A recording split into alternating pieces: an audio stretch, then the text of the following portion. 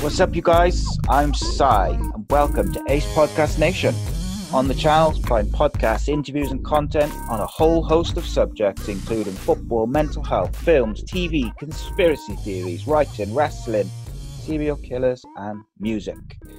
We also have our popular series, Unscripted and Uncensored. At least 2 people downloaded it last week, and we feature all sorts of people. We have MMA fighters, we have wrestlers, we have actors, all sorts of different people come on those shows, and with those shows they're slightly different because the questions and the talking points are sent in by you, the people. We had 2 UFC stars, we had a few Cage Warriors stars, Paddy the Baddy Bimblet, Brett Johns, Jack Tank Shaw, and a few others. Plenty of people, plenty of shows on youtube.com/AcePodcastNation, and the audio versions at the usual places. Today, we are talking the Graps, the pro wrestling, and I am joined to talk NXT UK, some other news, a bit of Impact Wrestling, some stuff has been going on, and I'm joined by Post Wrestling's writer, interviewer, also got his own YouTube channel where you can find the best wrestling interviews on the internet, Mr. Andrew Thompson. Welcome, my friend. I appreciate all the the nice words and the grandiose introduction, sir. Me and you were having a great conversation off the air.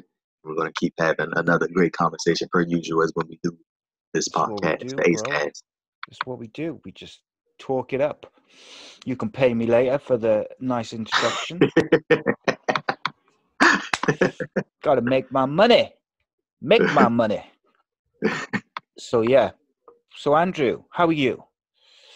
I'm doing great, man. I just finished up my my Newsbeat man stretch with Post Wrestling, man. I'm kind of sad about it, but now I'm back to my regular schedule of the Wednesday and Thursday updates, man. But hopefully we'll be back on the Newsbeat, man, again. But that was actually a real good time. I enjoyed that. I was one man in the site, so you've done a stellar job, my friend, running that site on your own. The Newsbeat king. It was good to see, though. Good to see, and it's good to see that the boss people at Post Wrestling appreciate your hard work, like I do. Okay, you can hear me all right? Yeah, man. It's been a crazy week for wrestling news. So just before we get into NXT Blackpool, there was a couple of things I wanted to ask you about. So, first one. We got 3 things, sir. Yeah, man. Well, I'm gonna hit you with a 4th now. So the 4th one, which we didn't just discuss off air, was there was a picture floating around of I think it was Sammy Guevara and Luke Harper or Brody Lee in like an AEW kind of promo picture. Do you think it's likely Luke Harper goes there?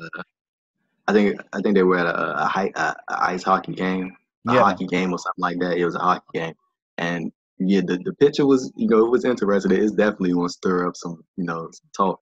But I mean, I think Luke Harper was going to be great for AEW, like a great fit for AEW anyway, because they need a big man who's like, besides Luchasaurus, who's athletic as hell and will go in the ring.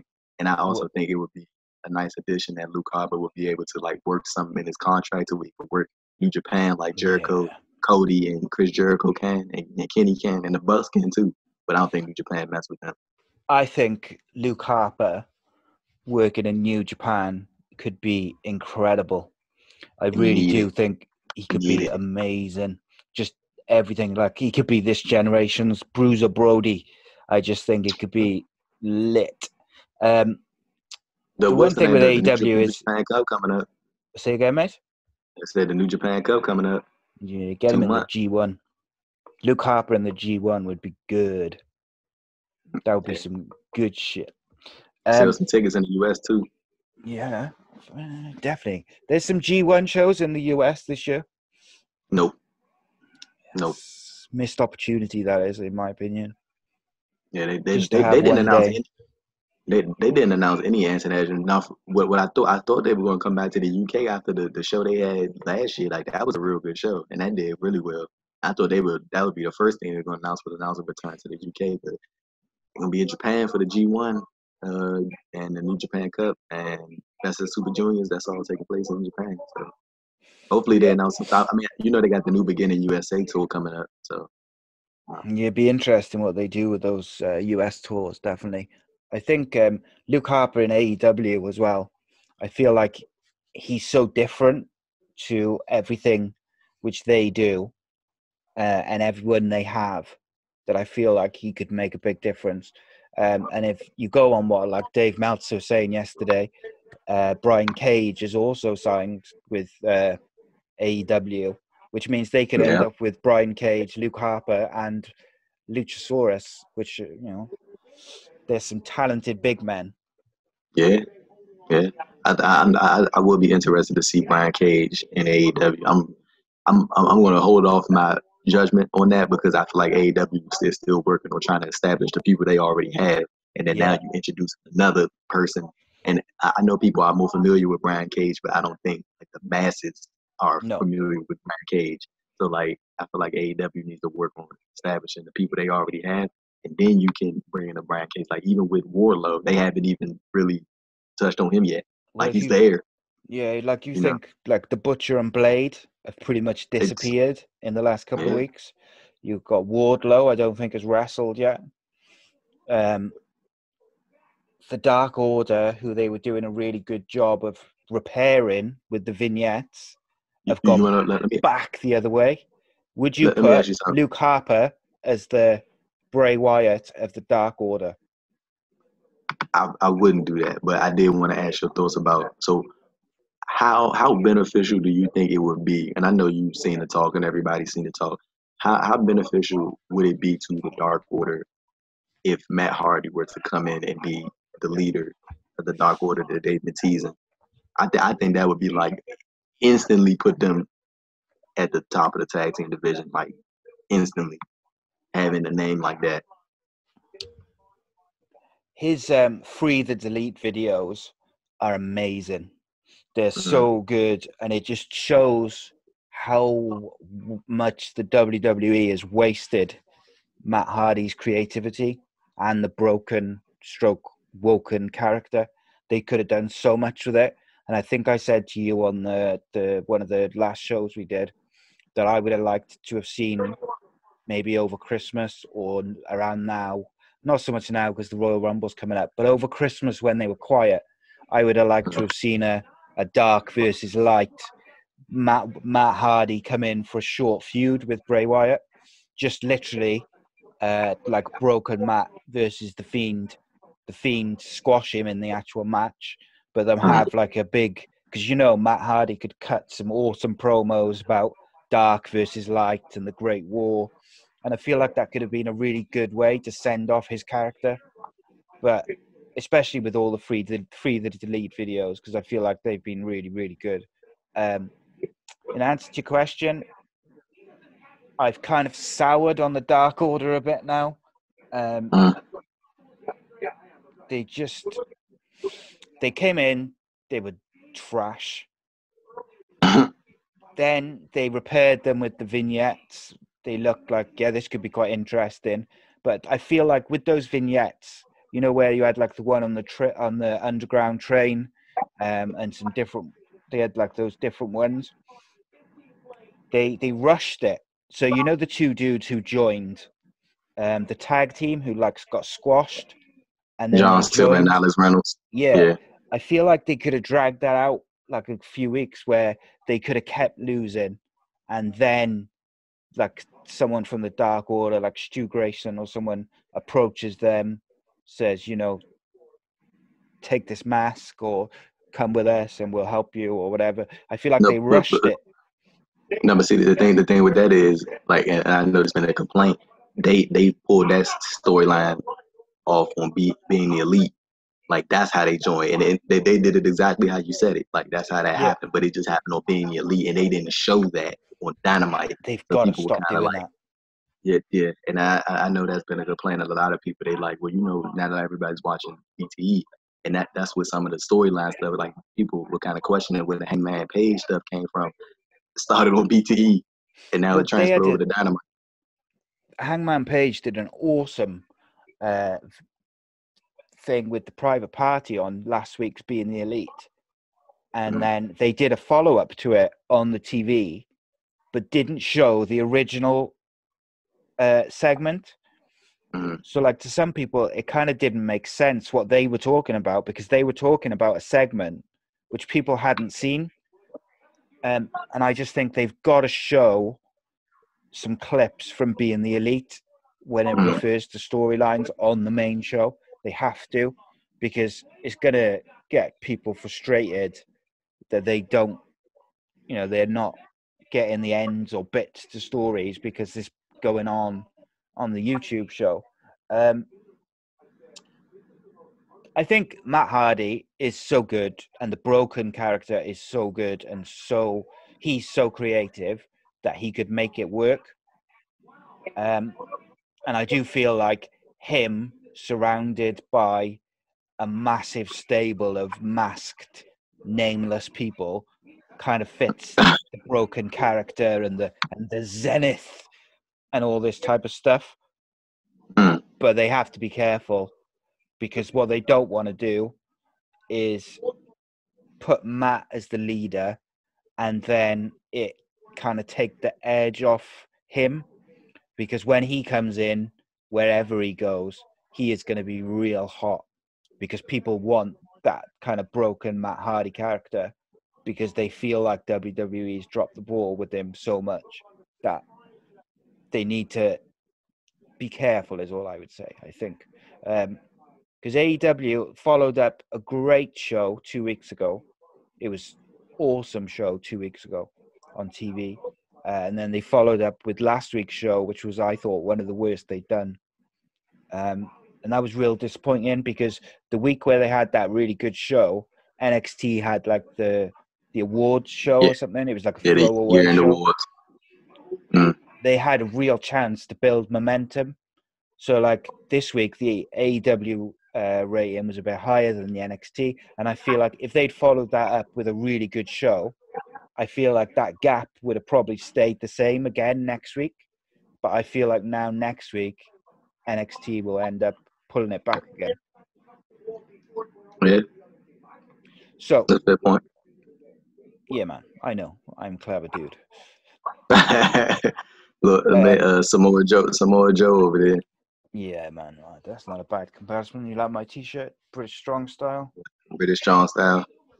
The guys, man. The original three. The original crew.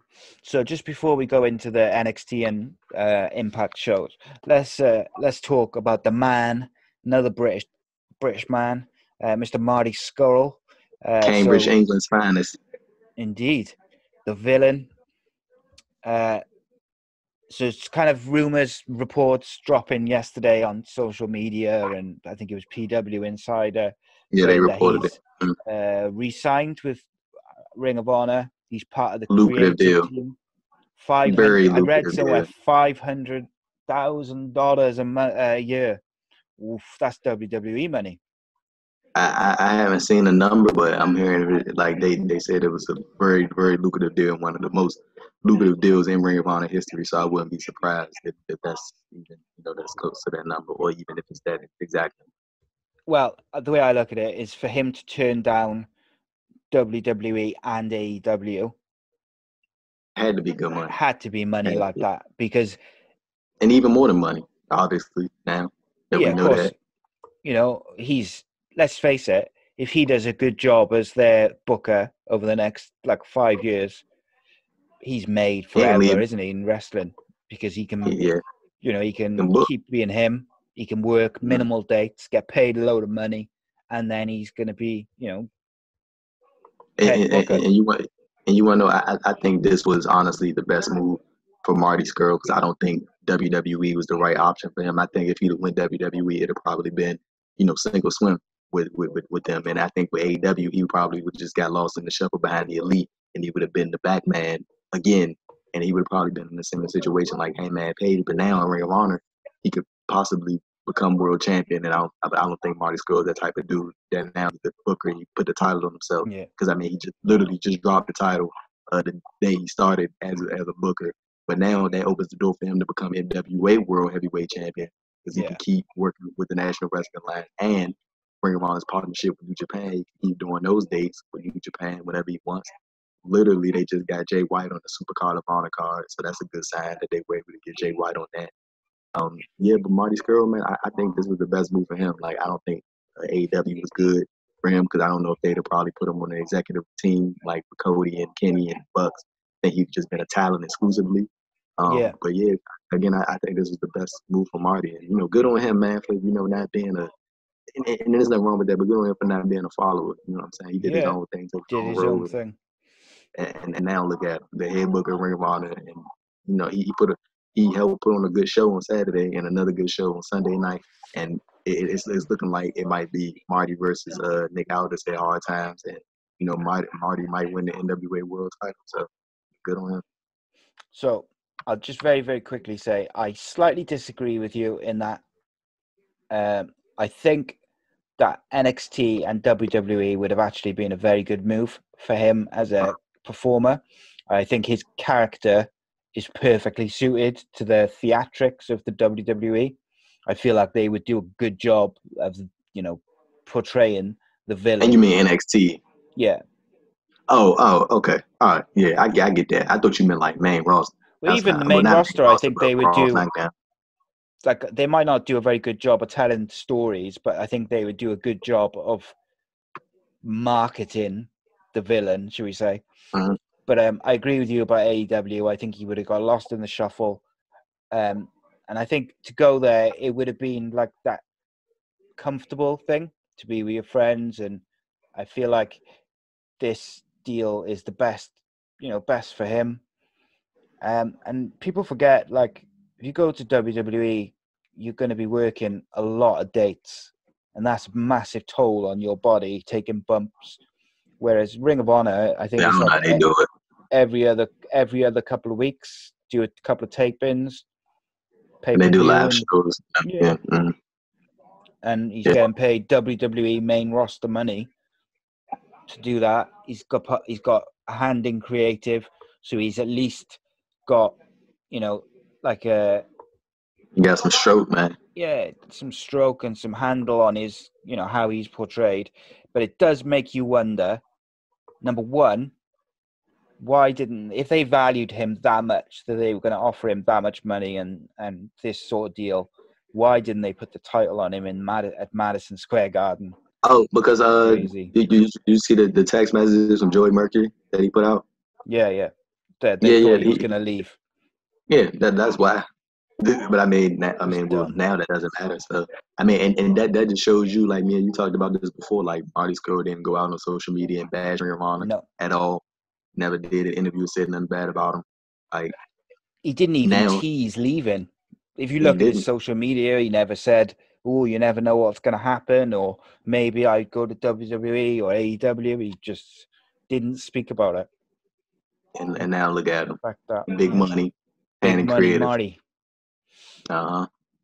See what happens when you keep quiet. That's what happens. You get paid. The big give. But see, Mr. Brian Cage, on the other hand, sir, he was teasing that he was going to be facing Kenny Omega last year when he was Impact World Champion. I'm pretty sure they weren't happy about that at all. Your world champion is talking about when do people want to see him versus Kenny Omega. So yeah. And the other thing, of course, is why didn't they offer this kind of deal to the Bucks and Omega before AEW was born? I think they did. No, because one of the things the Young Bucks said was that one of the reasons they wanted dual contracts with New Japan or whatever. Oh, you talking about Ring of Honor? Oh, yeah. Okay. So why didn't Ring of Honor offer? WWE. Oh, no. Why didn't Ring of Honor offer the Young Bucks this type of deal with this type of money? Because I feel like they would have stayed because they wanted to keep working in Japan. Before AEW was really going, which is when they were negotiating, they had the chance. But there we go. It is what it is, I suppose. One thing I would do, well, I'm glad because I'm hoping this will be the start of a resurgence for Ring of Honor. Because, back like a year or two ago, a few years ago, when like the Bullet Club and Adam Cole and the Young Bucks and that were in Ring of Honor. Ring of Honor was awesome, and I used to really look forward to their shows. So I'd like to see them resurge. I do. I agree. I want to see them get back to where they was, and this could be a very, very beneficial thing to Marty's girl. And you want to know what would be crazy? Like if Marty got that booking experience, and then he went and started his own promotion in the UK and try to revive the UK independent scene. Yeah, that'd be cool. That would be like the biggest twist, because you know how people think the UK scene starting to fade out, the independent scene in the UK. How cool would it be if Marty's girl was like, you know what, I'm gonna take this money I'm making, I'm gonna build my own promotion in the UK, and I'm gonna see, build from the ground up. Like that probably be one of the biggest stories of the decade, starting in 2020. Certainly would. So Ring of Honor is doing a free show in a week, I think, or 2 weeks, which I think is very clever, because what they should do is that free show. That was Marty's idea too. Was it? And what they should do is they should. I'm proud of them. Yeah. Well, if they're clever, they should literally shoot a load of big angles at that free show to get people interested and to get people coming back to the product. So if you shoot like a load of big angles, which get people talking, they're going to come back and watch TV, and that sort of stuff. That's what I would do anyway. But they maybe Sinclair is going to finally start paying some big bucks to Ring of Honor for some talent. They definitely need it, but I think the New Japan partnership is going to hold through, and it's going to show as Super Card of Honor. Starting over. Jay White is a big deal, and I'm pretty sure that's going to lead to Tama Tonga and Tangaloa, and a couple of other guys being a part of that show. I don't think they're going to get Okada, but they're going to get the Jay White. They're going to get the probably Will Ospreay's off. Yeah, Will Ospreay's booked for WrestleMania week. So what would be interesting is everyone assumes that the Revival are going to AEW, but say the Revival got offered a similar sized wage to Marty Scurll from Ring of Honor, and that would mean they could work NWA and New Japan. Now, to me, I think they would. I'm obviously guessing. I don't know them. I haven't spoken to them. I think that would interest them, because I do think that the money in the Revival in NWA is just unbelievable. I definitely think that in the NWA, that's where the Revival will be at their best, because that's like their wheelhouse. That's the type of tag team they are, and I feel like they would thrive in that type of scene and scenario. Which to me makes Ring of Honor the best option for them, because they can work all three promotions if they can get that big money. Because I think Sean Ross Sapp reported that WWE offered them $500,000 a year. So they've been offered big money. But I also heard that it's not completely out of the question that they stay at WWE either. I don't think they will myself, but I don't think that's a smart move at all. Me personally, I don't. No, unless unless they throw like crazy money at them, like Brock Lesnar money, because then if you've got kids and stuff, it's like you've got to secure your future and stuff like that. But they're going to make money wherever they go. Let's face it, because I think AEW will pay them the big bucks too, because they want that Young Bucks versus the Revival match. The Young Bucks even said that. They said that during the interview that they want that match. That's the match Revival, everyone wants, though, isn't it? It's the Revival versus the Young Bucks. It's like my only fear is that match happens and it's not as good as people it's not as good as we expect. I know that happens a lot. Like, remember when AJ Styles and Shinsuke Nakamura had their feud, and everybody was like, "This is gonna be the greatest match of all time," and it sucked. Like I was very disappointed. Yes, I do remember, unfortunately. Okay, so a couple of shows yesterday. We're Monday as we record this. Which one do you want to hit up first? I only watched a little bit of Impact, so we I saw bits. we could just recap like the main stuff from Impact, but Yeah, man. let's Okay. let's go ahead and give the people what they came here for, and that's for the Takeover Blackpool #2, live Yeah, from the man. Empress Ballroom, right? Is that the Empress Ballroom? Yeah, I think so. So we start off. I didn't watch the pre-show, so I don't know if there was any matches on the pre-show. I don't know if I think it was a tape pre-show, and while the tape pre-show aired, that's when they had matches taped for NXT For UK this TV week. and stuff. Yeah, Okay. but I know Joseph Connors beat the hell out of ACEkid. Yeah. Okay. So you know that thing we were talking about off air about me going to? I hit up Alex, and he's going to work for me. No, So we'll great. see. Great. See. That's It's a good. long shot, but we'll see. Nah, that's great, man. For real, I really hope you get in there, man. Get that interview with Sasha Banks. Get those scoops. That interview with Sasha Banks. Get those interviews. There'll be a new newsbeat man then. See? I'll be coming over to America. I'll be coming over to America, and I'll be taking your jobs. You trying to take out me? You trying to take out my guy Jeremy? Trying to take out Joe? Trying to take out everybody, man. You're all going down. Take all your jobs. So we opened up the show with a video package for all the matches, and narrated by Peter Dunne. Fantastic video package, by the way. Always good to see Peter Dunne, and WWE does these video packages real good.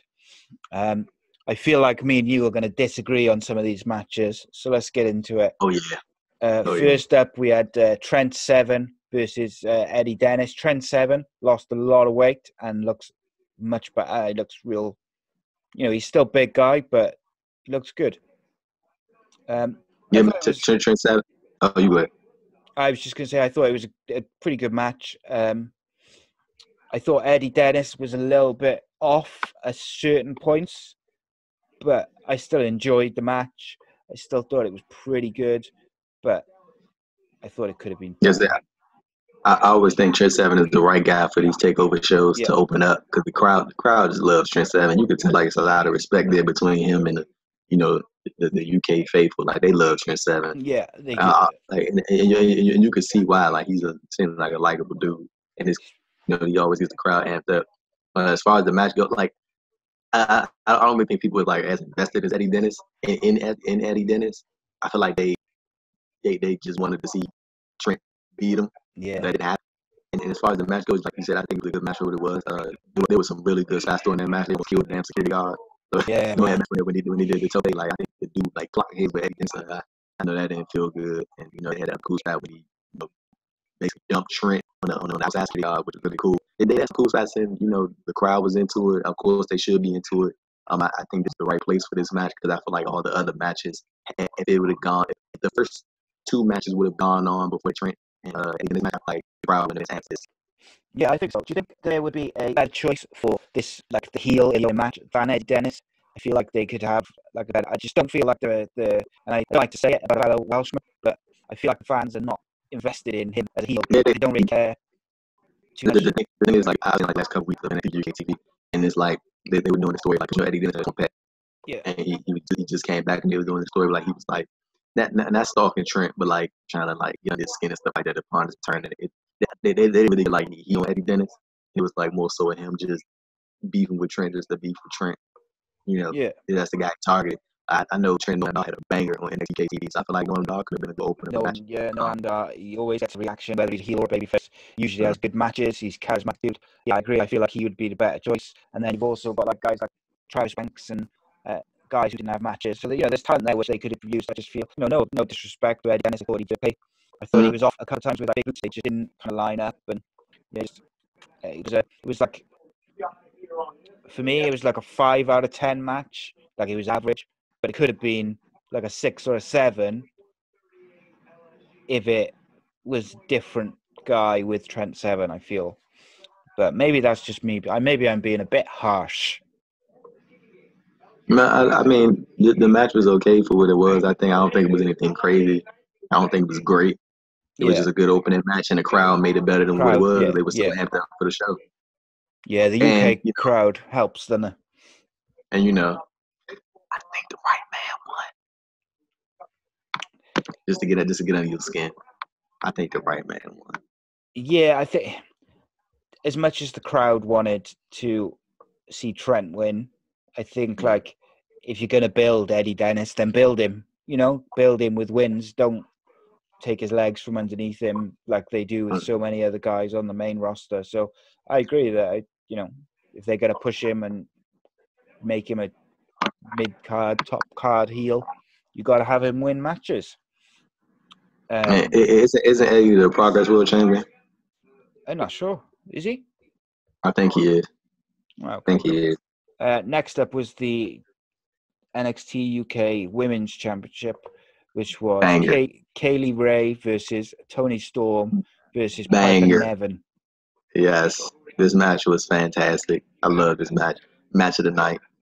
Match of the night, sir. I know me and you would disagree on that. No. To quote you, this match slapped. It was very, very good. I got to say, it was. I like this match, man, a lot. I like this match, man. Dude, Toni Storm is a superstar, bro. Yeah, she should be on the main roster, though, shouldn't she? Let's be honest. Yeah. Like, she should already be up with Sasha Banks and Becky and Bayley and them girls. Toni, but she got it, bro. But she got it. She gets it. What they're looking for. And Kaylee Ray is really, really, really underrated, in my opinion. Like, she is really talented. And Piper Niven is a joy to watch as well. Like, these three, they work so well together. And I think they are friends in real life. I think so. I think that dynamic always works good when you're in the ring with somebody who you're actually friends with. So you all just try to basically just help each other put on the best possible match you can. Yeah, so this match has so many great near falls, man. Like, so many great near falls, and I kind of went in expecting them to do the switch with Toni, because I was expecting them to have Toni go in and face Rhea for the NXT UK. Have them go and face Rhea for the NXT Women's side at Worlds Collide and do the double title match, and then have Rhea walk out as double champion. Like that's kind of what I thought. But hindsight being 2020, I'm glad they didn't do that. Keep the UK title separate from the NXT title. Yeah, I thought they were going to do champion versus champion at Worlds Collide. I got to say, by the way, Worlds Collide is going to be a banger. Yeah, it is. Going to be so good. I thought they built this match really well. Like, it started off slow, where they were kind of breaking off into pairs as they wanted to get at each other. And then they just slowly built up. I really like Piper Niven. She's got like this really quite unique offense. She's got a unique look, and she can work as well. It's not like, like maybe like 15, 20 years ago, if you'd had a girl like Piper who looked and sort of wrestled like her, she'd have had the look and stuff and the character, but she'd have been dreadful in the ring. Whereas Piper Niven is really good. And she can have great matches. It makes such a big difference. Like we say, Toni Storm should be up with the top girls up in Raw and SmackDown. She should be up there, and I hope that happens this year. I'd like to see her have a good run in the Rumble. Like, I was about to say that. Put her in the last four. So she's like really good. And then when they do a draft after the Mania, because they always do. God, I hope they don't do a shake up again, man. Good Lord, please they should just do like a draft where, do you know what I would do? I would just do each brand gets 10 picks and you can't pick the champions. And just pick 10. So you're not switching everyone, because that's pointless, because you just end up with the same matches on different brands. You switch 10 people, 10 teams, whatever, just to freshen it up a bit. And then you bring in like your Toni Storms, and you bring in a Matt Riddle or a Keith Lee, people to really freshen up the rosters a bit. The match ends with Tony hits the Storm Zero for a near fall on Piper. Piper breaks up the near fall, and then Tony hits a Storm Zero with Ray on her back onto the back of Piper, and then Tony hits a variation of a pedigree for a near fall before hitting a diving frog splash, and then Kaylee Ray super kicks her out the ring, and before she covers Niven for the win. Good heel victory for Kaylee Ray, stealing the victory from the jaws of defeat. Were you surprised that Piper took the pin, or did you think that she was there to take the pin so Tony didn't have to? I think she was there to take the pin. And honestly, I feel like this match was originally just supposed to be Piper versus Kaylee, but they figured why not throw Toni Storm in there for the takeover, because people love Toni Storm. And I think it was needed because she's going to be in the Worlds Collide match, regardless, with Rhea Ripley for the NXT Women's title. I'm very curious to see what's going to happen in that title match. Like, they're going to beat Toni Storm twice. Well, I mean, she didn't lose at Takeover Blackpool, but like she still lost. I wonder whether they might have like Shayna and the Horsewomen. Somebody interfere, like beat them both down or something. So it's like a double, like a DQ or whatever, and they so no one loses. And because we haven't seen Shayna for a couple of weeks, or since her loss, so I wonder whether they may do that. Yeah, it was gonna be interesting. I'm curious to see. Like, I don't think they're gonna, because Shayna's not even in that battle royal this week to determine Rhea Ripley's opponent at Takeover Portland. So I'm interested to see like what's gonna happen. Where I think she shows up at the Rumble. I think that's what everybody's expecting, her to show up at the Rumble.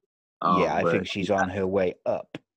Yeah, but as far as Tony goes, I feel like they might, they probably are gonna beat her, like just to get Rhea a win under her belt.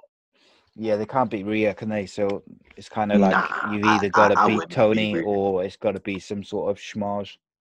I wouldn't even beat Rhea, to be honest with you. No, I think. Going back to Shayna, I think Shayna's going to win the Rumble. By the way, that's my pick. Hot take. Okay. Hot take. Shayna win the Rumble. Yeah, Shayna, and the winner of the men's Rumble will be. Let me think. I think the men's Rumble winner is going to be. I don't know. I just don't know. That's a hard one. I'm banking on AJ Styles. Yeah, I was thinking I would like to see AJ Styles versus Brock at Mania. Yeah, man. I'm going AJ Styles. I'm either going AJ or Roman. However. Oh Lord, here we go. Here we go. If they're not going to do my dream thing of Riddle throwing out Goldberg and Brock in the Rumble to start up like this big feud with them. If they're not going to do that, I wouldn't be against Brock winning the Rumble from number one and facing the Fiend, and then the Fiend beating Brock.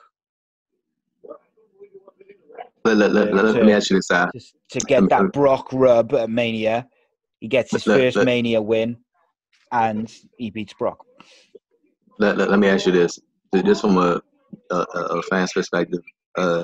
What would be, how cool would it be? Brock comes out at number one, right? Yeah. And they say introduce a number two. Matt Riddle. And it's Kofi Kingston. Yeah, that would be cool. Kofi. And Kofi gets him out in like 10 seconds. No. Not even throw him out. And Brock doesn't throw Kofi out either. They just introduce Kofi as a number two entrant, and that'd be awesome. Off and they fight. I think the crowd would go ape stuff for that, man. Like I really think the crowd that would probably be one of the biggest pops of the night. I think that'd be awesome. Honestly. I still think it would be awesome if Kofi threw him out in 10 seconds. I think that would be incredible. I really do. Something. No, but I honestly, I think either that or the Matt Riddle one, just for the sake of giving people what they want. Yeah. Like on the Matt Riddle front, I think it would be something of giving people what they want, and I think a lot of people will pop for that because at these big shows, that those are the smart crowds. You know what I'm saying? Yeah. Like they know what's Yeah, going on. you get a massive reaction to that. Exactly. And for Kofi, I think that would be such a big moment for a lot of people, including African American Yeah, wrestling yeah. fans, just to see that, just to see Kofi get his moment back. And I personally, in this thing, I don't even want to throw Brock out because I feel like it'll be just defeat the purpose of having Brock in there in the first place. But like, I feel like it would be good for Kofi to get in there and brawl with Brock and hit him with the trouble to paradise, knock him down. You know what I'm saying? And then the Yeah. next person come out, and the next person, like, you know what I'm saying? And then like I think that would be something like full circle, and it'd be like a big thank you to Kofi for not complaining on social media or anything like that after getting wronged like he did back in October. Yeah. Yeah, I agree. That'd be cool. That'd be real cool. So the next match was Tyler Bate versus Jordan Devlin. This was good. This was real good. They start up with like a lockup, and they what I liked about the start is in the promos, Devlin is telling Bate that like he's quicker, he knows what Bate's gonna do, and he's more intelligent, he's stronger, he's everything which Bate doesn't know.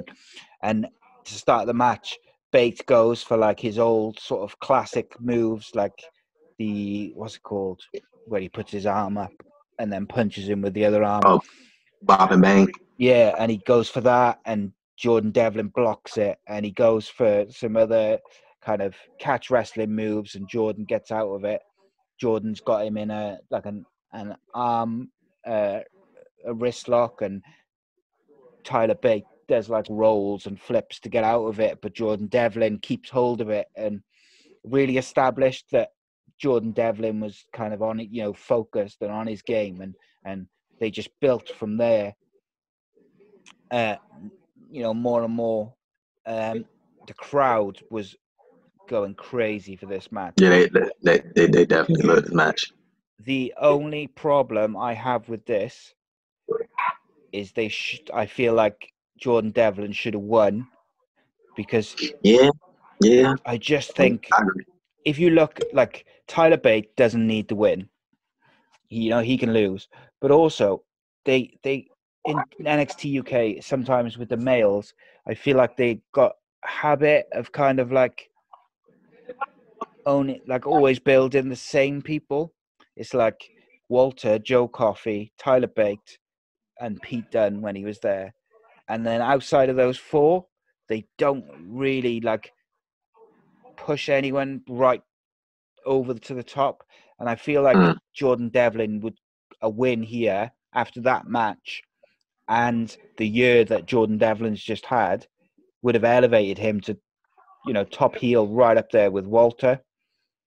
So I do feel like they missed the boat a little bit, because I feel like it hurts Devlin that he lost again to. Yeah, like it's kind of hard for me not to see Devlin as a main event guy after I saw some of his stuff in OTT. Like Yeah, of course. he is great. Like he really is talented as hell. And like after seeing the stuff that he does in OTT and other independent promotions, it's like when I see him in NXT UK, I'm like, dude, why isn't he champion again? Yeah, Like you know what I'm saying? Like it's like that type of thing. So yeah, Jordan Devlin is fantastic. I do agree with you. I think he should have won this match. But I feel like, and not that this is a bad thing at all, but I feel like there's a little bit of favoritism with the original three. yeah, of course. And the other yeah. thing as well is, it's like, are you going to do Tyler Bate and Walter again? Probably not. I don't leave it alone. Let that Carter match be what it is, man. Like that was one of the best matches of the year, if not the best match of the year. And that's what I mean. So, like, if they'd had Jordan Devlin win, you've got someone else up there who could potentially fight Walter, because Jordan Devlin works as a heel or a babyface. So, like, that's a really good prospect. So, yeah, I was a bit disappointed with the result, but the match was awesome. They did this awesome spot where Tyler Bate is in the corner, Jordan Devlin charges him, and he sort of does like a back body drop over Devlin over the ropes. He lands on the apron and straight away jumps back in and does like a slingshot cutter. That was so slick. And then he did it, and then not long after he did it again, but he did it from the inside of the ring to the apron. It was just nice, good stuff, good match. I thought this was the best match of the night. I got to be honest. Women's three-way. But no, this was a really, really good match. I thoroughly enjoyed this match. Like, dude, the crowds make these matches like so like amplified, dude. Like, it is crazy how much realize the crowd is so important in these matches. Like, a lively crowd can make a match go from just A to A plus in a minute. But how much better would Raw and SmackDown be if you had rowdy crowds like NXT and NXT UK? I feel like it would be better if it was 2 hours. Well, yeah, that too. But like if you had those rowdy crowds, you know, like when a few years ago when like the Raw was like in London and stuff, and when the crowds were really rowdy, and you'd have like they'd be singing the Bailey song and they'd be like cheering Bray Wyatt versus Roman Reigns and the Wyatt family, and they'd all be singing "You Got the Whole World in Your Hands." Like, I miss those crowds for Raw and SmackDown because the last year or two they haven't done that. The crowds haven't been as good for the. They have. The WWE just added them. Yeah, that's it, innit? They ruin it. They should just put it on as it is. I do. I genuinely cannot stand when they come over to y'all in the UK and they edit like what's the point of that? Like because you remember when because that was the time when they wanted Seth Rollins to be the good guy, right? They were trying to get him cheered, and they was booing the hell out of Seth Rollins. Like, I know they were, like, the UK crowd was booing the hell out of Seth Rollins. They did it to Roman Reigns too, didn't they? Back in the day, like, he was getting like F you Roman and booed out of the building, and then they changed it to cheers. No, Roman got the big pop last time when he came to the UK. Last time he did. They got the big pop. They love Roman now. They ain't gonna let him. He beat the Fiend. I'm tell you that. He'll go right they're gonna back. do it. You know they're gonna do it. He's gonna be the Superman which beats the evil Fiend, and then they're gonna go right back to square one. So next up was the ladder match, which was Gallus, Wolfgang and Mark Coffey versus South Wales Subculture, which is Flash Morgan Webster and Mark Andrews, versus the grizzled young veterans of James Gibson and what's the other one called? Zach Gibson. His name Zach Gibson and take your shoes off if you hate Gibson. I love that chant, bro. I swear, so the UK crowds are fantastic. But yeah, dude, like for this, I felt like this match was like anticlimactic in a way. Like, it wasn't. It was good, but it wasn't like what I was expecting. I thought they was like this match was gonna be way better, but it was like, that's an okay ladder match. And maybe that's just me being a spoiled wrestling fan because I've seen a bunch of ladder matches, but it's like. It wasn't like anything crazy to me. Yeah, it was good. I thought it went a little bit long. Yeah. I thought it went a little tiny bit long. And I feel like the crowd wanted anyone but Gallus to win. Mm-hmm. I really do. I feel like if South Wales Subculture had won, the crowd would have cheered. I feel like the grizzled young veterans won, the crowd would have cared and they would have booed. Yeah. But also with a bit of cheers. I feel like if Imperium had won, they would have really cheered. And Gallus kind of got like a smattering of cheers and boos. Let me ask you this. So I know that you know that Imperium and Grizzly Young Veterans are still in the Dusty Rhodes Tag Team Classic. Do you think that had an impact on if they were going to win this match or not? Because Grizzly Young Veterans, they're facing Alex Shelley and Kushida on Wednesday in the Dusty Classic. What a banger that could be. And then Imperium. Who are they facing? Matt Riddle and Pete Dunne, I think. Well, no. Because Imperium, they beat the Forgotten Sons. And Gallus lost to Undisputed Era. No, Flash Morgan Webster and Mark Andrews are facing Matt Riddle and Pete Dunne. Oh, Imperium cool. still in. They advanced. And I know this week it's the Grizzled Young Vets Young versus. Veterans versus Alex Shelley and Kushida. So do That's you going to be think that good. had an impact? The fact that those teams are still in the Dusty Classic, like that's why Gallus retained, because Gallus already got eliminated. Yeah, it could be. But then do you think... And just to wait, just to test you, Ricky, do you think that means that those teams are one of those UK teams are probably going to be the next NXT Tag Team Champions that take over Portland? I do think that one or both of those teams should go to NXT US permanently. I would really like to see Imperium be the team which kind of takes on Undisputed Era. Like, because like whenever someone's feuding with Undisputed Era, it's always like they throw together like 4 guys, 4 single stars. I want to see like a proper stable versus stable. Right. Imperium, and I feel like Imperium, the guys within the team are really good workers who could have amazing matches as well with Undisputed Era. But I would really like to see Grizzled Young Vets in NXT as well. So spoiled for choice. I would have loved to have seen you think, Imperium get the titles. Who do you think will win the Dusty Classic? Do you think? I just don't see them going the makeshift tag team route again.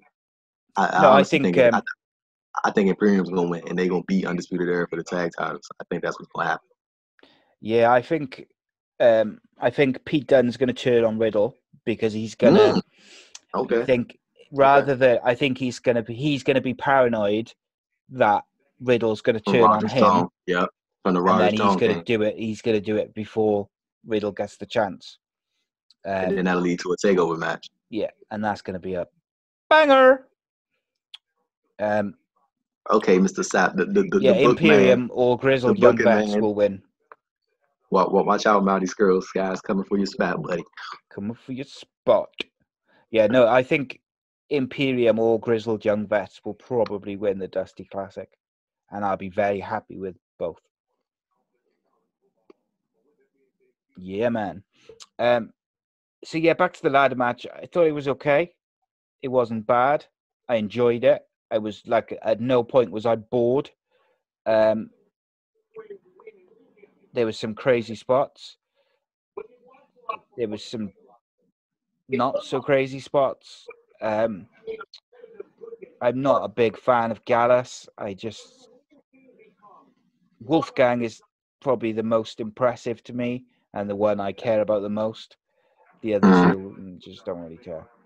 The Coffee Bros. Sorry, bros. I am not a fan. I prefer Mark to Joe, I gotta say.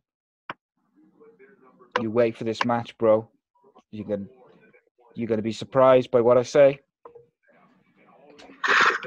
So Gallus won the tag titles, and next up we have the main event. The fantastic, the great, the main event, the champ, the top guy, Joe Coffey versus Walter.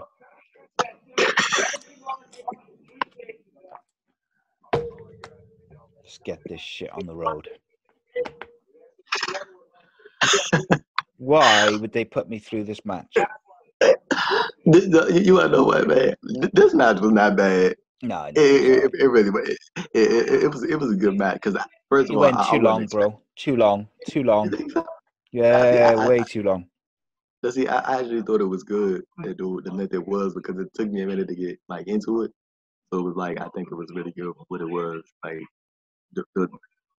I see a lot of people saying they weren't investing in Joe Coffey, and I mean I get it in a way, but I mean like it kind of was like a full circle thing because Walter took out Joe Coffey at the first takeover Blackpool, so it was like bring it back full circle.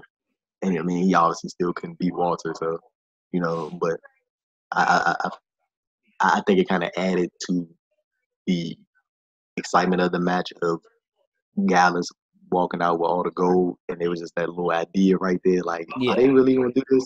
And I think that's what kind of added to the match. And I mean, if they would have put the belts on Imperium, it probably have been like, well, damn, well, of course, Walter's winning the main event. Like, they can have all the championships. So yeah, that was kind of just my thinking on it. But I actually really enjoyed this match. I really liked the spat when Walter kicked the hell out of the referee.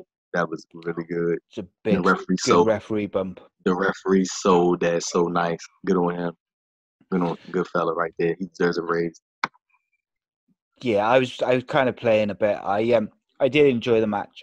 I did think it went a bit too long, maybe 5 minutes too long. I'm not really invested in Joe Coffey, as we discussed before. I just kind of don't see it, but I can understand why they like him, because he's jacked. And I tell you what, one thing which I did notice is like Joe Coffey is one of the bigger guys in NXT UK. Like, he's jacked, he's quite big built, and he's one of the bigger guys. Dude, man. Yeah, and Walter towered over him. Walter is massive. And like, I was surprised at the size difference between the two. Walter's so good. They slap the shit out of each other. Some big slaps. Joe Coffey kind of sells a bit of everything, and he's getting beaten down. There's that referee bump, so Walter goes for like a massive drop kick, and Joe Coffey gets out of the way, and Walter kicks the ref square in the chest, and he just goes flying. It was a very good referee bump. Very good, man. I've seen recently this, and what was that other really cool referee bump that we saw recently? It was like the best referee bump ever. What show?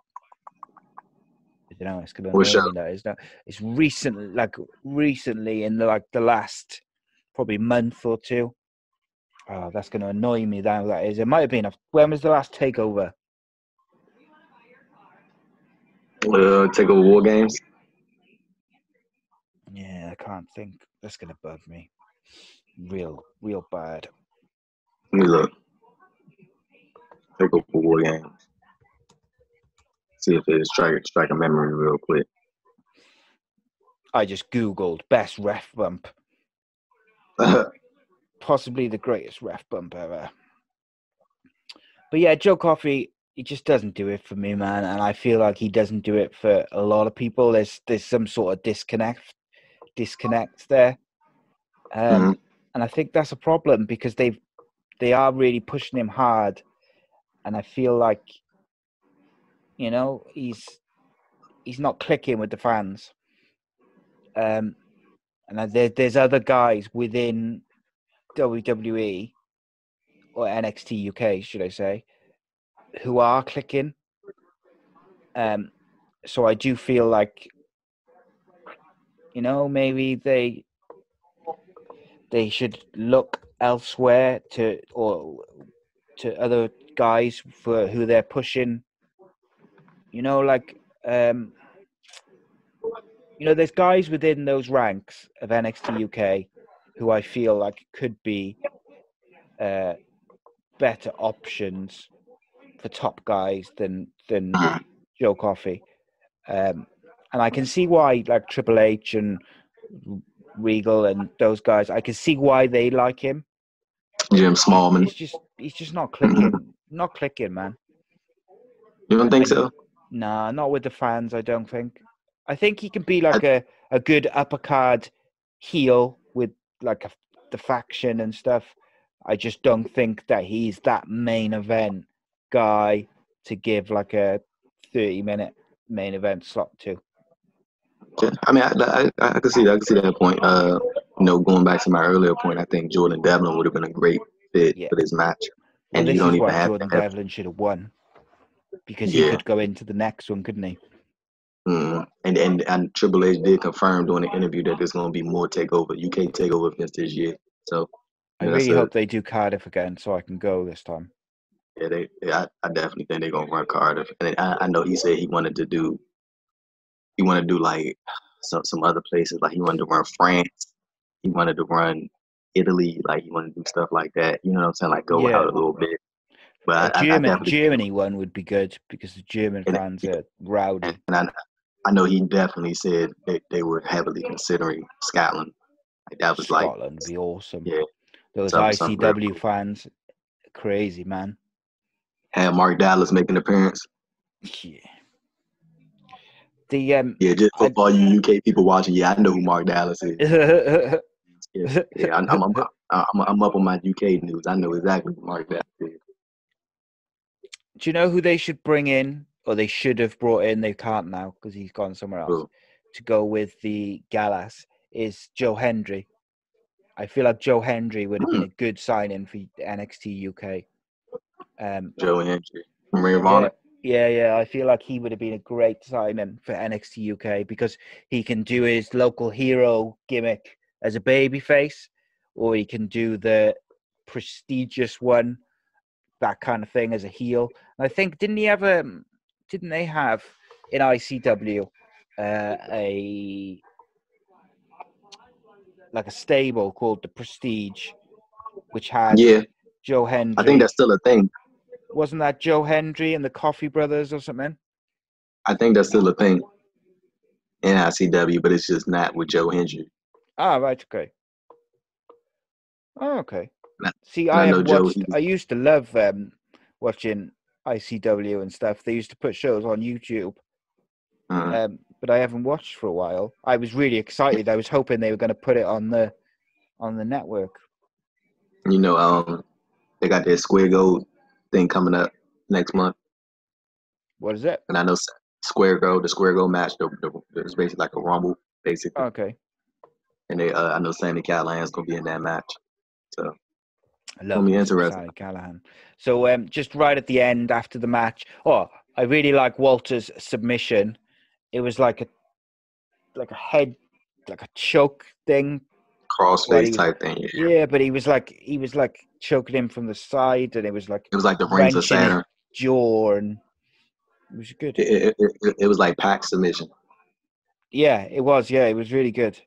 Just to add in, like one thing I really liked about the finish was when after he finally, I think he hit him with the power bomb first, and he did it again, and then he put him in the submission, and then he was like, what you can see Walter say, and he kind of blurted out, he was like, "Just tap out, Joe. It's over. It's over. Tap out." And like that was so cool to me right there. I was like that, like little stuff like that. I always like little touches like that because he was like, "I just damn near killed you with 2 power bombs. I got you in a submission. You ain't getting out. Just give up. Tap out. It's over. It's over." And that's when Joe tapped out. I was like, that was cool as hell right there. Like that was a nice touch. Yeah, man. So the Prestige at the moment is Travis Banks, Joe Coffey. This might be out of date. Joe Hendry and BT Gunn and El Ligero. El Ligero. Travis Banks still wrestling ICW? I don't know. This might be an old thing because I was just having a quick look. Yeah, it's like from 2017. Oh, yeah. Okay. I was about to say, I know Travis Banks. I don't think he wrestling ICW. But I remember watching the Prestige, and it was like the Coffey Brothers, BT Gunn, and Joe Hendry, and that was really good. They were really entertaining. So, yeah, I used to love all that. Local hero. And then at the end of the show, the Undisputed Era attacked Walter. That pop, man. Oh, God. Can you believe they didn't do Adam Cole Baby on live though on air? He probably did it after the show. Yeah, he did. Yeah, he did it at the stage. Those God damn. I was ready. You gotta admit, I think that was a smart move not to do it because you gotta heal it up, man. You gotta heal it up. Adam Cole's a heel. You gotta heal it up. But I mean, at the same time, you gotta get the people what they want, man. Like, come on, man. Adam Cole, baby. I was stood on my bed. I was bent down. I had my arms ready. They didn't do it. Yeah, man. But that like, don't you love those moments? Like when you hear the roar of the crowd, yeah, and then like something about to happen.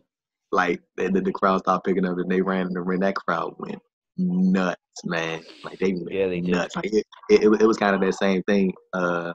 Remember when Naito set Okada up for the Destino, and the crowd was just Yeah. And like because they knew it was over. And like when you heard Undisputed, I'm guessing the people from the hard camera side saw Undisputed Era run in, and that's where that roar came from. And then once everybody else turned around and saw Undisputed Era came in, that's when they was like, "Oh my goodness." Oh, let me ask you this: I saw a couple people saying they weren't happy that Walter was the one they got to beat down.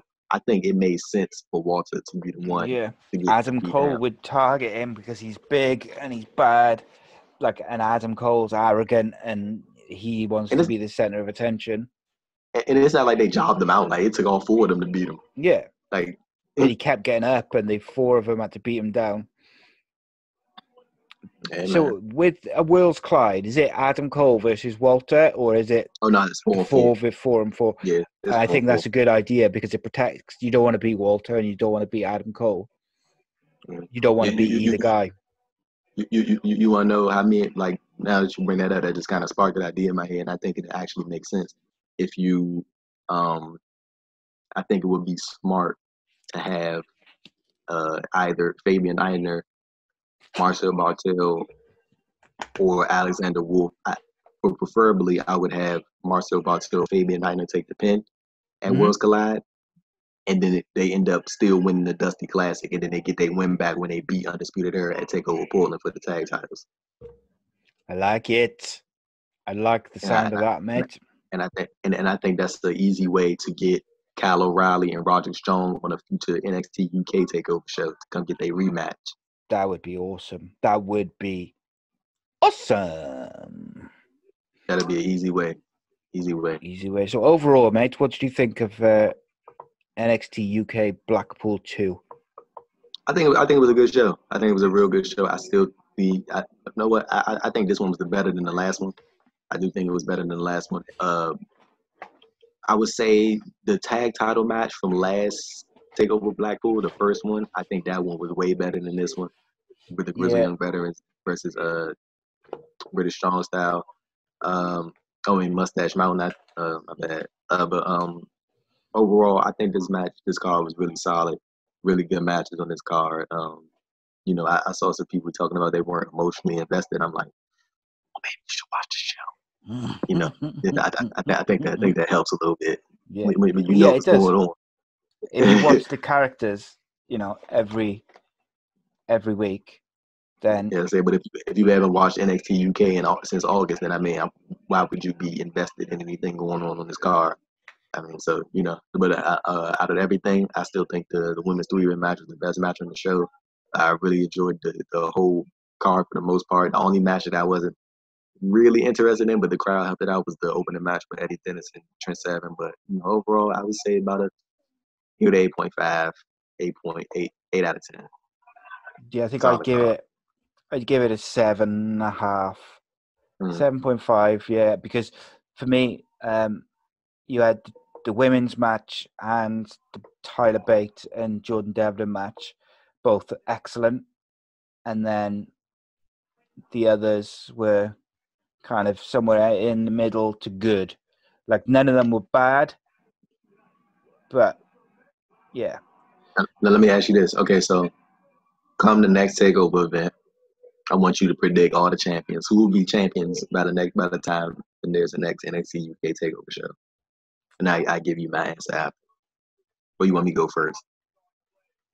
Go on, you go first. No, I think Walter, and I think Piper Nevin, and I think the Imperium will be the tag team champions, unless they win the NXT tag title. Yeah, and then I think it'll be the Grizzled Young Vets. So for the WWE United Kingdom title, I'm gonna say, I think, you know what? I'm gonna go either Jordan Devlin, Tyler Bate, or I'm gonna go Walter. But just for the sake of picking one, I'm gonna say Walter. For the tag titles, I think you'll probably get Grizzly Young Veterans back as a tag team champions again. And for the women's title, I'm gonna say Xia Brookside. Oh, that's a shout and a half. I'm gonna say Xia Brookside. I think they're gonna tell her. I think they're gonna tell her story, man. Like she's a baby face, man. Like she's a baby She face. is. She's so talented, though. They've The got kid. their women's division, man, and like their overall women's division from Raw and SmackDown to NXT and NXT UK it's just incredible. They have so many unbelievable like women's wrestlers signed to contracts. There's no excuse for subpar programming in that. Storylines, yeah, because it's on the bookers. However, I will say, if they did an evolution pay-per-view this year and they did it right, it could be incredible. Include everybody, man. Include everybody. All 4 brands, all their women's titles defended. Give them do proper slappers, proper bangers, and show what these women can do from all brands, instead of like the kind of watered down divas type stuff. Like what they did with Charlotte and Becky at the last Evolution. You want that level of intensity from all 4 brands, and I think that Evolution pay-per-view could be one of the best pay-per-views of the year. Yeah, I really do hope they do another Evolution pay-per-view, man. That's gonna be that's gonna be something, man. If they really decide to go through with that all the way, I think it's gonna be something crazy. Yeah, they got to, if they do it properly with all 4 brands, and that it's got to be. Did you want to talk about Impact? Quickly, hard to kill. For Impact, I think we can just give you. Just a quick note, and we could just jump to the main event. But I do want to say that Eddie Edwards and Eddie Edwards and Michael Elgin was match of the year contender. I highly recommend that. Man, I watched that now straight away. Because I wasn't expecting nothing out of it, because they've done the match about 3 times on Impact TV already, so I really wasn't. But they went out there and they killed it, and they had stakes on the line too. Like it was, Eddie Edwards has this thing where he can challenge for any title of his choosing, right? And that's the whole thing. And Michael Elgin didn't beat him for it, and Eddie Edwards got to retain it, and it had stakes in it. And it was just a real good match, and it was real solid, and the crowd was into it, and they killed it in that match. And it's the storyline where Ace Austin, the X Division champion, he was trying to get with Eddie Edwards' wife.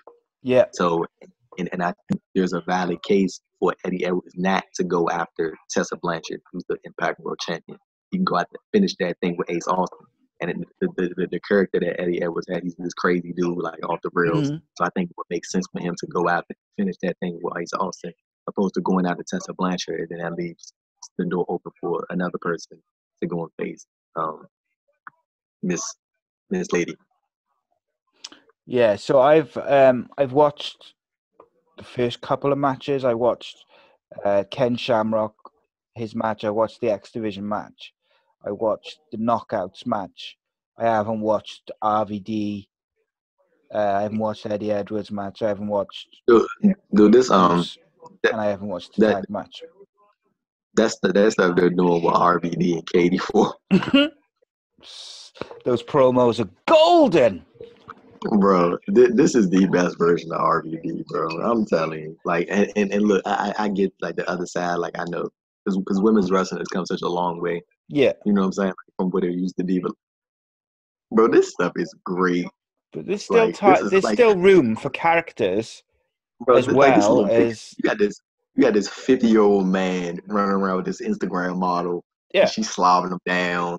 Like, you know, it's like it's funny as hell, bro. Like that's good TV right there, man. RVD is thriving in this world, and I love it. I love it, dude. It is hilarious. So, what did you think of the main? What was the main event like? We should go ahead and dive into this. So, if you guys didn't, I'm pretty sure everybody knows by now the stuff with Tessa Blanchard. You know, everything that happened where me and Simon had a real good conversation off air about this. So, honestly, man, it was a real good match, but I wasn't focused on the match. Yeah, I was more so just on the outcome. and how things were going to turn out afterwards. I wasn't really into the match like that, honestly. Yeah. I was I even did a podcast last night. I just wasn't focused on the match. I was focused on more what was going to happen after the match. You know what I'm saying? Like it was that one of those type of things. But it was a good match, man. Like I'm trying to put those things aside. Both are talented, very talented individuals, and they had a real good match, and the crowd ate it up. And it instead of it being this moment where it felt like this big pop moment with Tessa Blanchard got her moment, and everybody was so happy for her, like her title is tainted. Like it was like a yeah, you made history, but type thing. Like, and that's It's what it sad. was, It's a man. shame, isn't it? Because if you think like the last podcast we did, we were talking about like we previewed this match. They need to put the title on her. Me and you were saying that. Yeah. And then all this shit dropped, and it's like, nah. It took even before the event. I was like, no, I don't. Like it took the edge off even wanting to watch it. To watch it, yeah, man, I'm telling you. Did you think at any point that they might not put the title on her because of it? You want to know what? From Impact's perspective, I feel like this Tessa winning the title has been the plan for a while. Yeah, like and I'm kind of glad that they just stuck through with the booking. Like, just if you go and finish it out, then finish it out for storyline purposes. Finish it out. You know what I'm saying? Yeah, man. And they didn't switch. I mean, because Sami Callihan ain't no saint either. You know what I'm saying? But yeah, but obviously what Tessa did is his home a little bit different for me, obviously. But like, you know what I'm saying? Like, it's just like I'm glad that they just stuck through what they were gonna do. They don't be reactionary, I guess, but I feel like it would have been great if they would have put out a statement, or she would have put out a statement or a video on her own accord and addressed what happened. Instead, she chose the privilege and, well, I'm sorry you were offended, but I'll be a strong person, blah, blah, blah, blah. Like, she made it very much about her rather than owning her shit. And that's all I wanted from her, really. Like, she can't undo. You can't control how people did. She can't take back all the stuff that's gone on and all the stuff that was said on the weekend and revealed and all this stuff. You can't take that back. It's happened. She's done it. Whether it was 2 weeks ago or 2 years ago, it's happened. Yeah. But she needs to own her shit. She needs to apologize or not apologize or whatever. But don't come out with this kind of weak, half-assed apology, which ends up just being a promo about how good and strong you are. Because that's basically an in-character promo. Yeah, and that's not doing it for me. And this is, from her point of view, professionally, it's a shame because, she was coming into a period now where she was going to get the Impact title, and then her contract was going to be up, and everybody would have wanted her. Everybody, and I'm sure they still will, but this is certainly taking the edge off that, I think. Did you see companies will think twice? And I saw someone cancel the booking of hers. Yeah, that's what I was about to bring up. Did you see that? She got pulled off the independent date.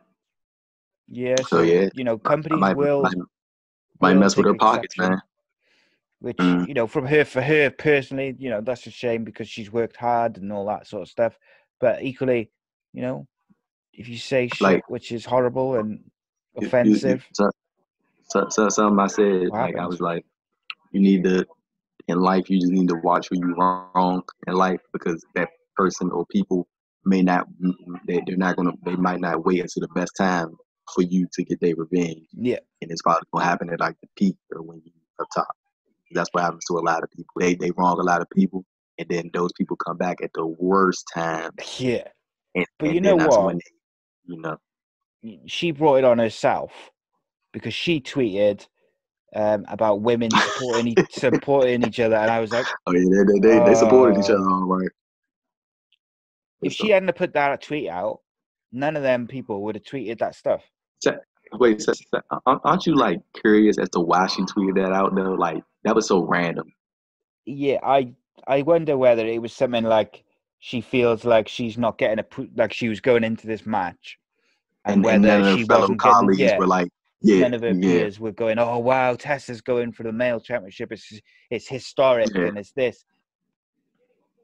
I don't know. I just think That that that she that brought it that, on that, that herself is, either way. yeah, she definitely did. Well, look, they supported each other in getting the word. Yeah, They well definitely done. They did. did. At Yeah, the end of man, the day, they got her ass. I don't anticipate that Impact are going to let her speak about it anyway. I think that'll be it Nah, now. I don't think they'll speak.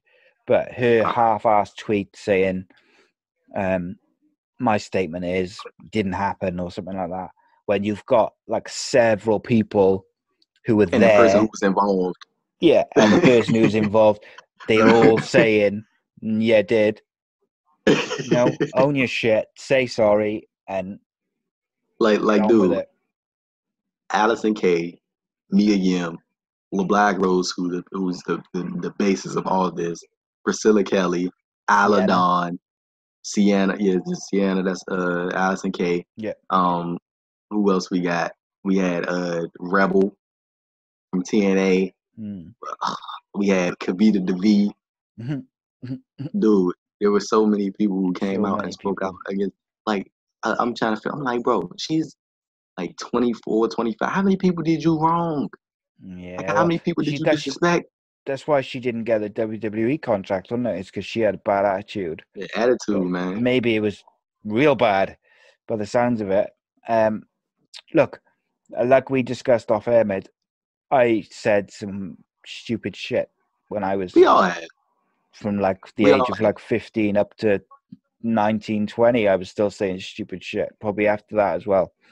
I was lucky because I didn't have social media because it didn't exist. So I got away with like saying all that shit because there was no social media then for it to stay on the internet forever. But you grow up and you grow as a person. And I'd like to think, from what I gather, a lot of this stuff happened like 2 years ago. So like her, she would have been 21, 22. So I'd like to think that she has grown up a lot. And by all accounts, everything I've read over the last year has said she's grown up a lot and Yeah, she's been she's easy to changed. work with Yeah. and her attitude's been good. I know Sean But Ross Sapp had a that report. statement, man. Like, Say it was again? just, oh yeah, you good. I said I was just that gonna. statement she put out just backtracked everything. Yeah, that just made him. That I thought that just made her look even worse than if she said nothing. Like if she just hadn't replied, then that would have been better than putting that kind of half-assed apology out.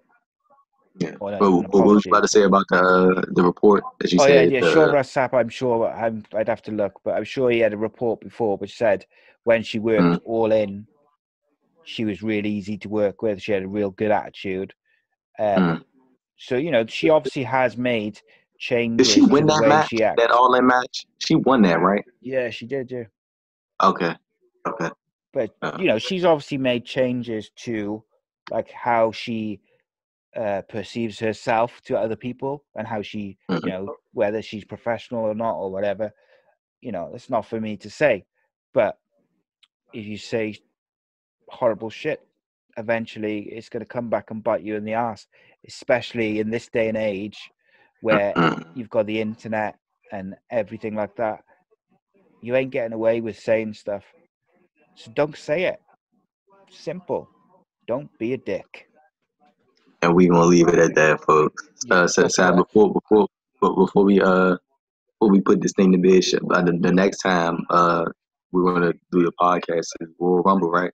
Worlds Collide weekend. Yeah, so it's not next Monday; it's the Monday after, isn't it? Yeah, after. Yeah. So shall we make Worlds Collide and Royal Rumble predictions? I got the card up right now, Yeah, sir. man. If you got the cards, read them out, baby. So we got WWE Worlds Collide January 25th. It's NXT versus NXT UK from the Toyota Center. The first match we have Finn Balor versus Ilya Dragunov in a singles match. I think that Ilya Dragunov will win. Whoa. Shock. Okay. Hot take. Shock in the first round. But I tell you what, that is Okay. going to be a good match. I do too. It's going to be a I'm gonna banger. go. I'm gonna go Finn on this one. I'm gonna go Finn, but I wouldn't be surprised if Ilya won just for the shock value. This match isn't official, but they've been teasing it out on social media, so I'm assuming it's probably gonna get added. We're probably gonna get Dave Mastiff versus God, what is it? What is it? What is his NXT name? Jonah Rock. It's he was in I cannot remember his NXT name right now. It's not Elliot Sexton. It's what is Jonah Rock's NXT name, man?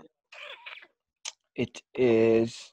It's going to bug me, so I need to know. Jonah Rock. Also known as Bronson Reed. Bronson Reed. That's what they've been teasing that a lot. So that's probably a match we're gonna get. I think Dave gonna win that one. I love Dave Master, bro. Battle of the stocky dudes. I love Dave Master, the bomber, Dave Master, and he got a theme song. It's fantastic. So if that match happens, what do you think? When you think NXT wins that or NXT UK? No, I think Bronson Reed might win. Yeah, you might as well count Bronson Reed, and he from Australia. Might as well count him in NXT UK. So next up we got I think Rhea he'd Ripley. be a good addition to put on NXT UK. NXT UK, yeah, for sure. So next up we got Rhea Ripley defending the NXT Women's title against Toni Storm. So who do you think is walking away with that victory? Yeah, Rhea Ripley's going to win that, isn't she? Yeah, I think Rhea's winning. It's going to be a good one. If they all go take the title, it damn sure ain't gonna be in the World Collide. It's probably gonna be a takeover. Yeah. Oh yeah, Sal, let me get your prediction on this, sir. Hold on, let me pull it up real quick. So as we all know, there's gonna be the Battle Royal on this week's NXT side. When are you planning on releasing this podcast? Wednesday, maybe Thursday, depending how quick I can get it done. I'll probably put it. I'm basically going to put it out as quick as I can. But okay, so by the time this comes out, we should know who's going to be challenging Rhea Ripley to take over Poland. But Sal, I want to get your I think it's going to be Toni Storm. I'm gonna get your thoughts on this. So we got so of course we got Worlds Collide. So you think Rhea's gonna retain that Worlds Collide, right? Against Toni. Yeah, Rhea Ripley will win a Worlds Collide. Okay, so we got the Battle Royal this Wednesday on NXT, and the winner is gonna face Rhea at Takeover Portland. We got Toni Storm, Kaylee Ray, Bianca Belair, Io Shirai. Excuse me, scratch that. We got Bianca Belair, Candice LeRae, Chelsea Green, Dakota Kai, Vanessa Bourne, Kaden Carter, Mia Yim, Santana Garrett, Io Shirai, Shotzi Blackheart, and Xia Li. I think Io Shirai will win. I think Io Shirai's win if she faces. So she'll face Rhea Ripley. So we get to take over Portland. Who do you think? They didn't do switch? No. Okay. Don't think so. Maybe no. I think if they do a switch, it'll be a Mania. Do you think for storyline purposes it would make sense if Dakota Kai won the Battle Royal? Because remember she turned and on the team at Takeover War Games. Yeah, I guess they could do that. Have her lose to Rhea at Portland, and then build up a big match with Io Shirai for Mania. At Mania, yeah, okay, that'd be cool. Yeah. So back to Worlds Collide. The main event of that show obviously is going to be Imperium versus Undisputed Era 8-man tag. I think Undisputed Era is going to win this match. And then they run it back at Takeover Portland, and Imperium gets the win back and takes the NXT tag title. But I wonder whether they will give Imperium the win here as a way to set up a tag title shot. So I'm going to go. But wouldn't that come through the Dusty Classic? Well, it depends if they win it. Oh yeah, that's true. Yeah, very true. So yeah. So the next night about that one. So the next night after that, we got the Royal Rumble, and we got Roman Reigns versus Baron Corbin in a singles match, and they'll both be in the Royal Rumble. How do you feel about Roman Reigns versus Baron Corbin being added to the Royal Rumble? I don't want to see match that to make my shit own again. pay-per-view. I don't want to see it anymore. Stop putting it on. Just stop. That's it. Stop. Just stop. I don't want to see it no more. So wait, so who do you think is gonna win that match? Nobody. Everybody loses by having that match on again. You wanna know what? I'm gonna say King Corbin's gonna win the match and Roman Reigns eliminates him in The the feud will Royal continue Rumble. forever. Yeah, basically.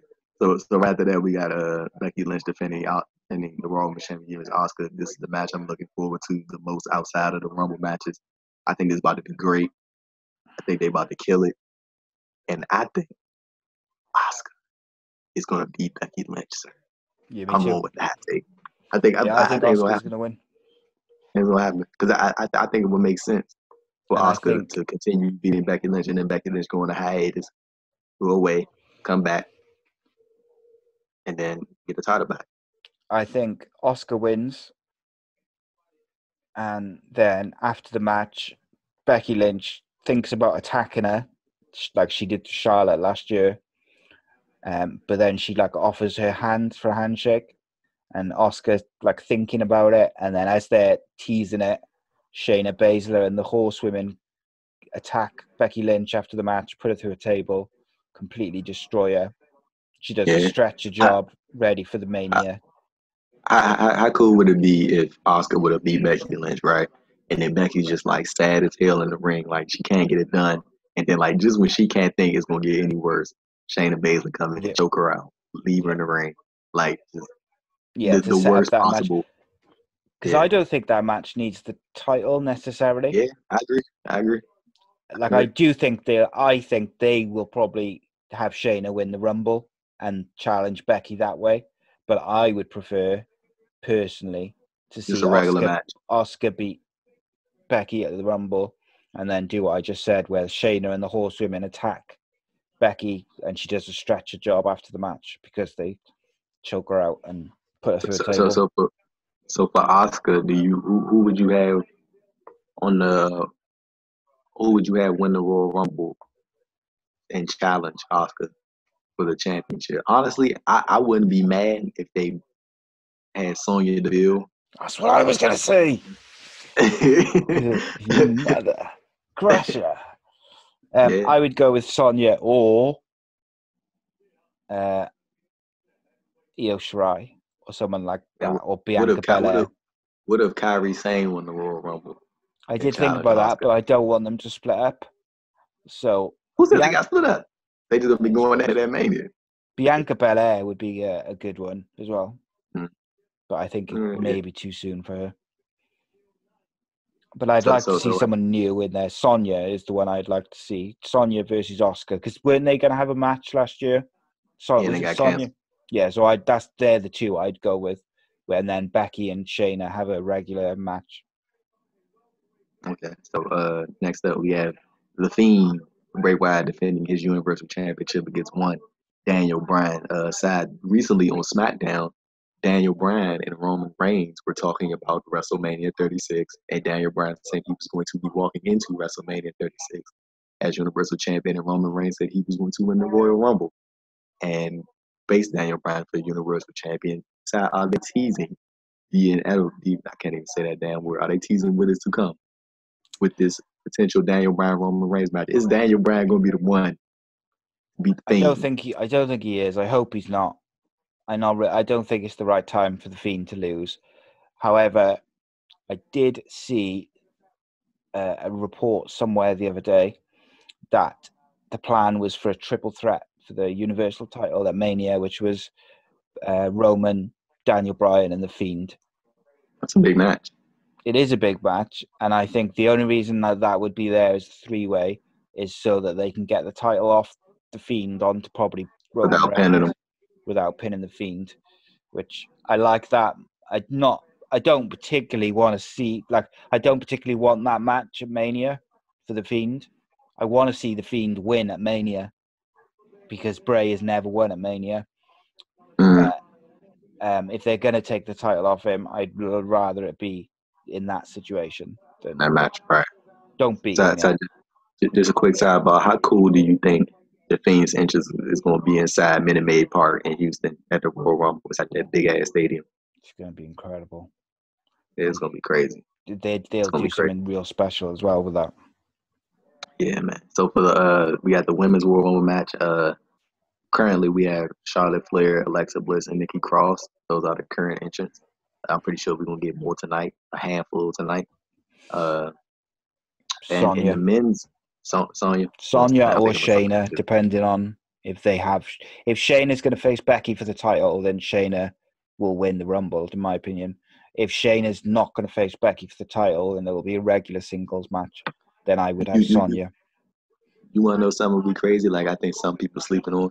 What if Sasha Banks win the Rumble and challenge Bayley? Yeah, I thought about that the other day. I thought that'd be real cool. Cool. Sasha win the Rumble. Sasha win the Rumble. For the men's, got quite a few entrants. We got Roman Reigns. We got Brock Lesnar, who's the WWE champion. We got AJ Styles. We got Eric Rowan. We got Randy Orton, Rey Mysterio, Ricochet, Drew McIntyre, Elias, King Corbin, Dolph Ziggler, Otis, and Tucker. I think Drew McIntyre got a shot, man. Yeah, he'd be my preferred pick. If they're not going to go with Brock.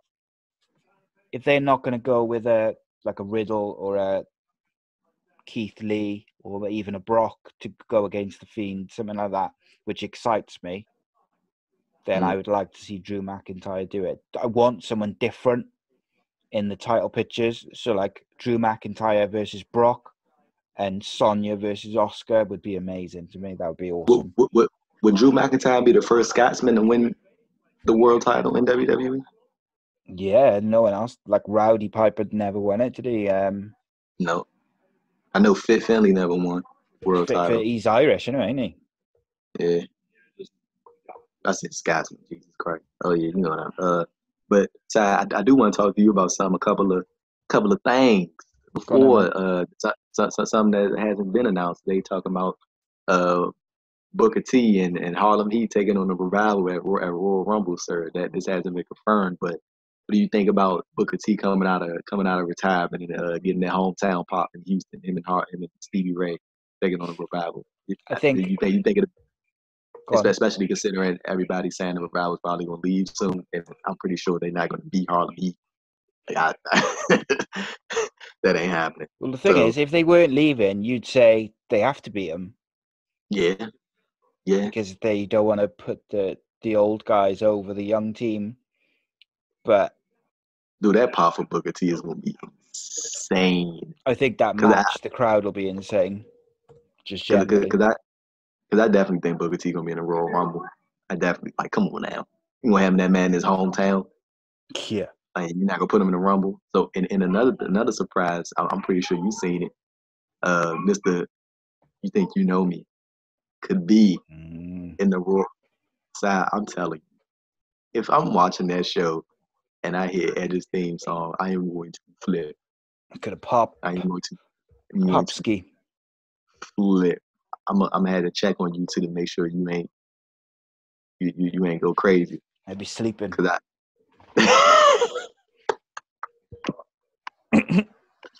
and get spoiled on Twitter the next day. Yeah, someone will tweet me in the morning and say, "Did you see Edge?" No, I've just woken up. Thank you. But what do you think? Especially considering the fact that you've seen Edge deny everything, deny, and then but the fact that he signed a new contract with WWE, he's been going to, the places to get checked out, all their top facilities, and he quit the Edge and Christian podcast.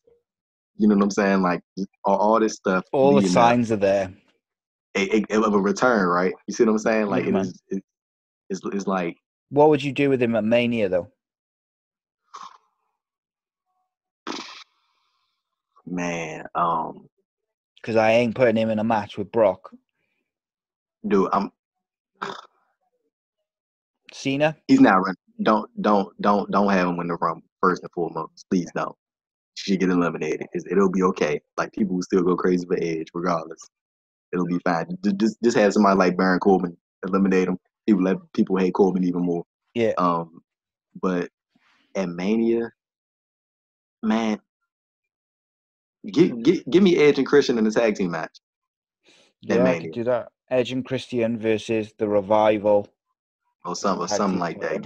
Versus give me some. Undisputed Era versus New Day with a ladder match. Or the Usos. Matter of fact, give me Edge and Christian versus the Usos. Give me that. Yeah, that'd be cool. Give me that. What about Edge versus Cena? Edge versus Randy Orton. I tell you what I'd like to see. I'd quite like to see Edge versus Daniel Bryan. I think that could be cool. Something like that. Yeah, something that I haven't seen. That'd be cool. That'd be cool. And another guy that people, I'm pretty sure everybody is anticipating in the match is Mr. CM Punk, Mr. Phil Brooks. No, I don't think that's happening now. You don't think so? No, I just think he's not quite there. And I think by next year, the time will have passed. Yeah. Like, now is the time. If he's going to do it, now is the time. Whether it's in the Rumble or just in the build-up to Mania. And if he doesn't do it, then I think the time will have passed. So it'll be interesting. The pop, if he goes in the Rumble, though, mate, will be right up there with the AJ Styles pop. Oh, yeah. Yeah, I agree. And yeah, that's kind of what we got loaded up, man. So next time we will be with you guys is Worlds Collide weekend, Royal Rumble weekend, to recap all the news. And then we will be back the few weeks after that, 2 weeks after that, for Takeover Portland, and then AEW Revolution, and then Elimination Chamber, and then WrestleMania. So much wrestling coming up, but some of these shows are going to be awesome. Guys, follow Andrew on Twitter, AD Thompson__, and check out his work at Post Wrestling, and also his YouTube channel, Andrew Thompson Interviews.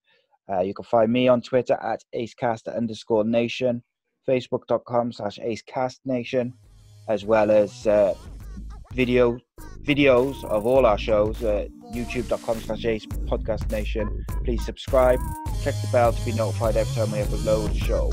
And the audio shows are available at all the usual places.